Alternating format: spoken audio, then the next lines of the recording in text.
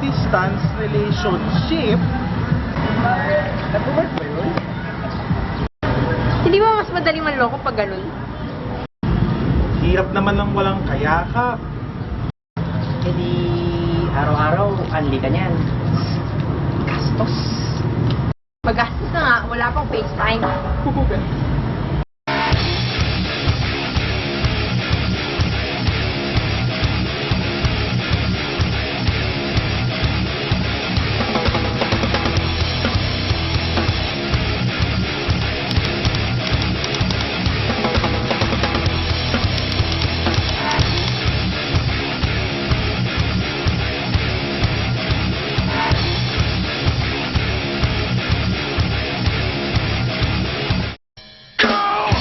Kahit gano'n pa ka-cheesy sabihin na napakalaking problema ng love life, eh, hindi mo na maiaalis na isa sa mga tunay na layunin ng buhay ang mag-reproduce.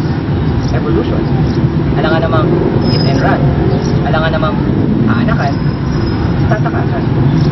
Sa panahon ito ng information age, hindi mo na maikakailang napakadali na lang kumonekta sa iba't ibang mga tao gaano man sila kalayo. Kaya naman, hindi mo na maiiwasan ang mga taong sumusugal. Tinatawag nyo ng long distance relationship. Tanong nga lang, scientifically possible, fall in love to someone 8,000 miles away.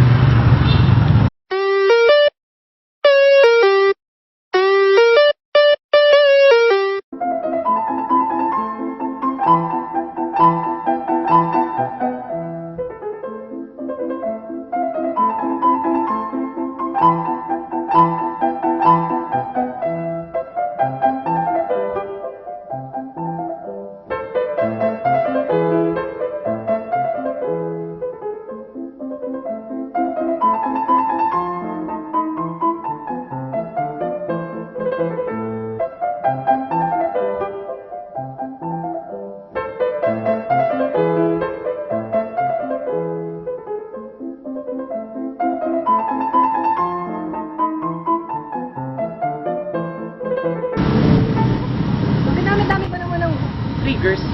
Akalain mo, napakalaking factor pala ng smell. Dito napapasok ang chemical substance na tinatawag nilang pheromones. Ang pheromones ay yung chemical substance na napakahalaga sa attraction process na ilalabas sa maating mga amoy. Tulad kanina, sobrang pagpapakikot ni ate. Talagang lahat ng pag-asito niya. Pero, pwede natin isaan yan, tinatawag nilang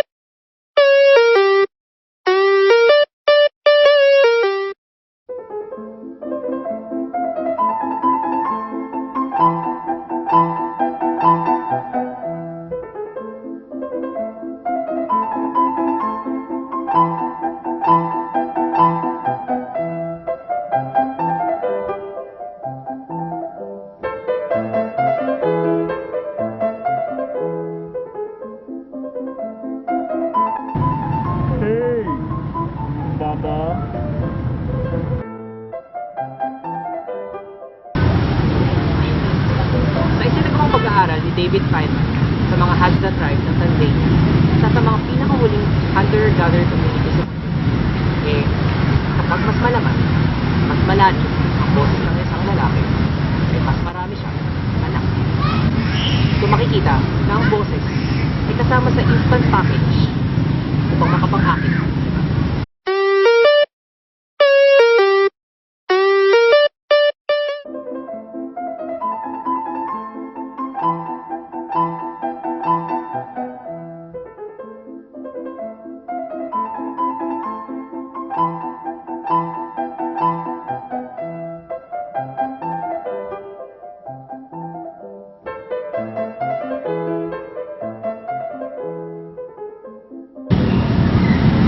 Kapag buminggo na ang lahat ng attraction signals, papasan pa ba at mapupunta na rin yan sa aktong anakan? Oops! Hinihinay lang. Kiss muna. Pag nagdikit ang dalawang labi, merong isang makapangyarihan na palitan ng pisikal at chemical na impormasyon. Madaling sabi, parang inahak mo ang isang tao at ang mga labi nyo ang USB. Pero, paano kapag malayo? Kapag nakilala mo lang sa internet, kapag kailangan niyang mag-abroad. O kaya naman, magulang ninyo ang karagatan na naghihiwalay sa inyong dalawa. Yari na.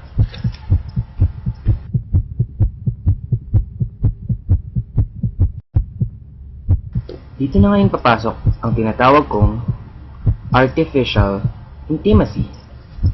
Sa edad kung saan ang komunikasyon ay hindi nahadlang sa distansya, nariyan ang wantosawang usapan sa Facebook, palitan ng pictures sa Instagram, pagpo-post ng mga likhang video sa YouTube, pagsusulat ng mga katahang tula sa Tumblr, o di kaya'y ang makapangyarihan at libreng kapabilidad na hatid ng Skype.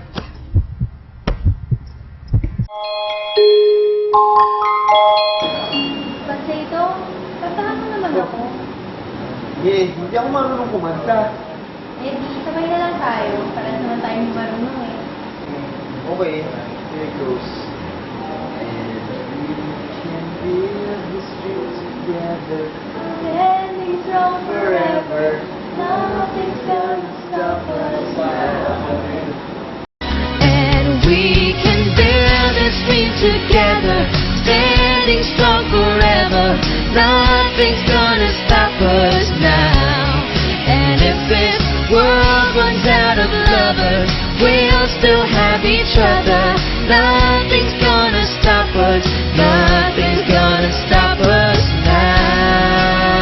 Sa mga ganitong kantahan, e banayad ang kapangyarihan ng voice. Eto pa. Hindi, malapit na ako.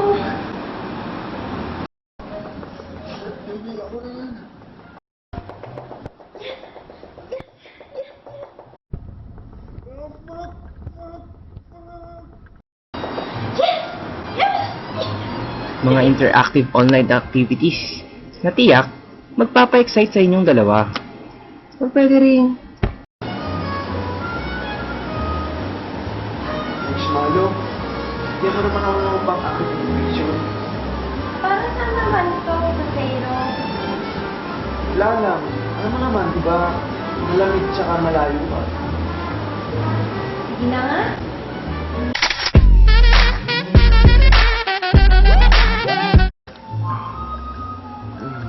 Yes, baby. apodiposis, or the act of mentally undressing someone para may konting harot.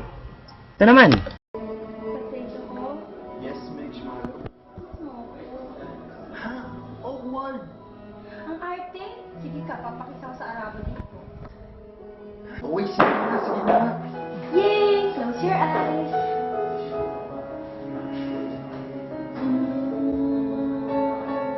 Tara, umuwi. Tara.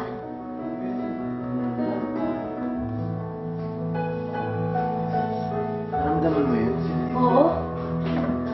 Sparks. o kaya naman, i-animate ang inyong mga matamis na mga halikan. Pagamat di natin talaga maaabot ang isang perfectong relasyon sa isang artificially intimate na mundo, eh maaari naman natin gayahin gamit ng mga tools na ito ang nagagawa ng physical attraction. Paano? Siyempre, tatalakayin natin kung ano ang nangyayari sa utak ng tao kapag in love tayo. Ate, order nga po ng siopaw.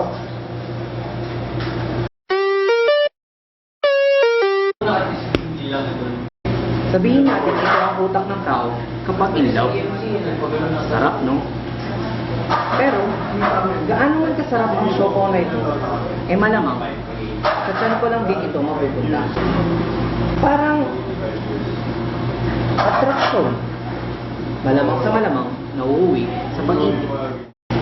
Ayon sa mga resulta ng Functional Magnetic Resonance Imaging o fMRI, sa mga taong in love, ay may 3 bahagi ng utak natin na nagagamit ng gusto kapag umiibig tayo.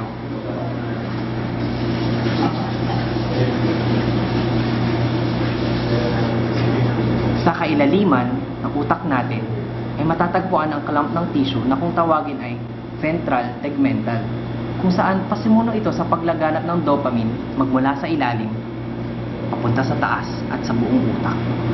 Ang dopamine ay responsable sa pagkakaroon ng cravings, motivation, at mga goal-oriented na mga bagay o di kaya'y ecstasy.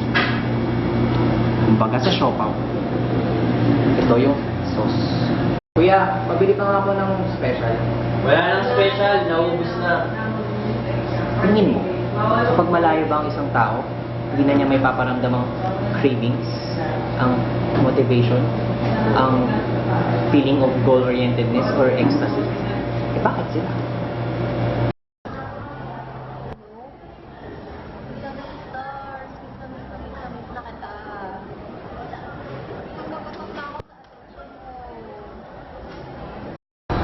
I-occupy mo kasi yung sarili mo sa iba't ibang mga bagay.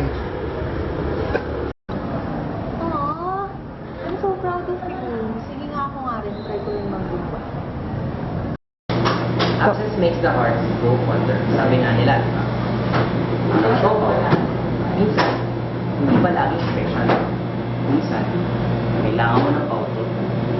Minsan, kailangan mo na. Kuya, bola-bola na lang. Okay, sige. Alternative. Pero, siopaw pa rin naman. Sunod na nagagamit ang nucleus ng complex o promotor ng oxytocin o kilala sa tawag na cuddle hormone. Sa isang yakap lamang, nakakaproduce ang ating katawan ng sapat na oxytocin na sadyang napakahalaga sa pagpapaigting ng ating relasyon sa ibang mga tao. Kumbaga sa siopaw, ito ang tinapay na nagpapaint ng laman. Problema nga lang, kapag long distance relationship kayo, sobrang labo nito. Pero, may remedyo tayo dyan.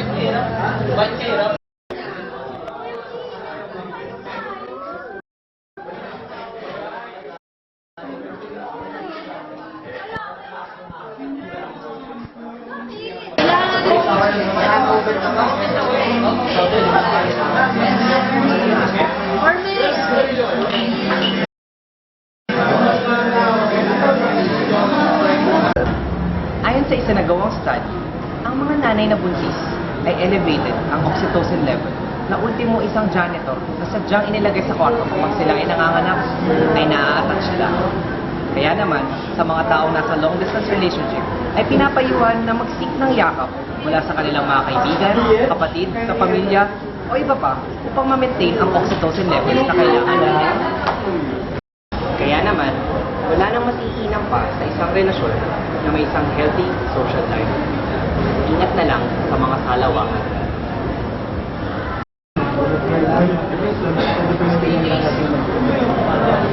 Oo nga, naabot natin yung bacteria. Hep, hep, hep!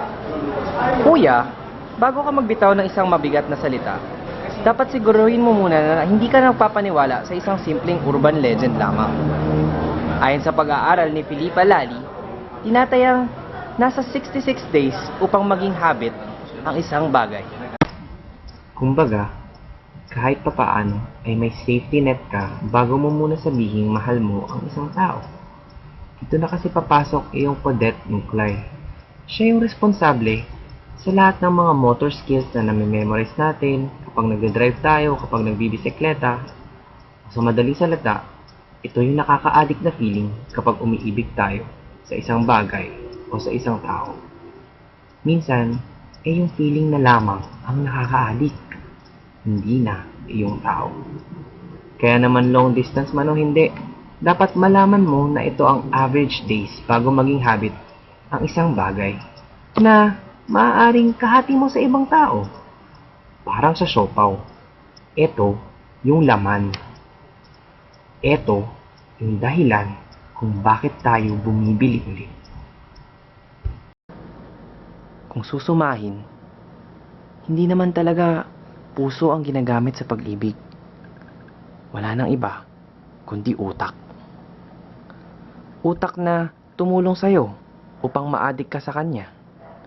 Pero yan din yung tutulong sa'yo para mahirapan ka nakalimutan siya. Ang labo, di ba? Parang camera.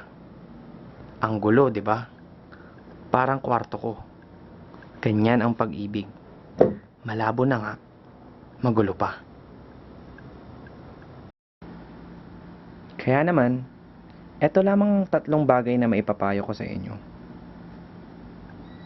Una, dapat lagi kang may reality check. Hindi pwedeng magpakalunod ka na lang sa ideya ng pag-ibig. Pangalawa, dapat wala kayong promises of forever. Walang forever. Kaano man ka-skeptical ng notion. Pwede nyo namang hilingin, huwag na lang mangako at magpaasa. At huli at pinakamahalaga sa lahat ay dapat swak ang mga long-term plans nyo para sa isa't isa. Hindi kasi pwedeng long distance na lamang habang buhay. Ang ideal na konsepto ng isang long-distance relationship upang tumugma sa isang scientific relasyon. Tunay nga ba ang iyong nararamdaman? O saturation lamang? Sabi na kapag naiparamdam mo na sa isang taong malayo ang kayang iparamdam ng isang taong malapit, ay malamang na malamang in love ka na. Kaya naman, kung mo ibato nila sa check-up ninyong dalawa, kayo na lang ang makakapag-desisyon. Sabi niyo ba? Para sa pag-ibig!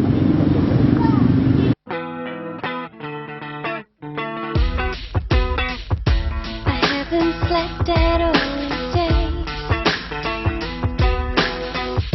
It's been so long since we talked. And I have been here many times. I just don't know what I'm doing